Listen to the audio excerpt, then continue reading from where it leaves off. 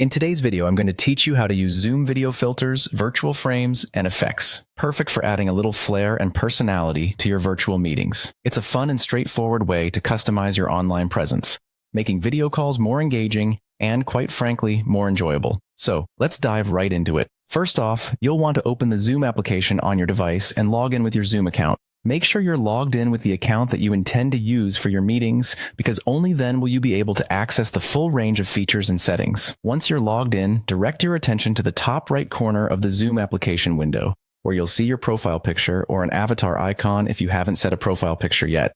Click on this icon and a drop-down menu will appear. From this menu, select Settings.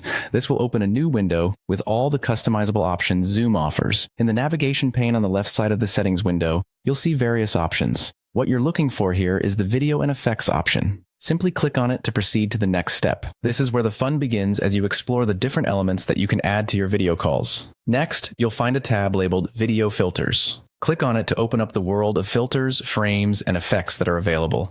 Zoom has a wide variety of options ranging from subtle to playful, so whether you want a simple filter to enhance your lighting or a whimsical frame to make your call more entertaining, there should be a little something for everyone. Now, it's time to get creative. Browse through the available filters, frames, and effects. You might see options that add dramatic tones, soften your background, or even introduce quirky elements like animal ears or hats on your video feed. To apply a filter or frame, simply click on the one you like. You'll notice it instantly appears on your video preview, giving you a quick view of how it looks before you take it live with your next meeting. When you're happy with your selection, you can exit the settings window by clicking the close button. Don't worry about any changes disappearing. Once you choose a filter or effect, it will remain applied to your video for all subsequent meetings until you decide to change it or revert to the default setting. And there you have it, your guide to adding flair to your Zoom meetings with video filters, virtual frames, and effects.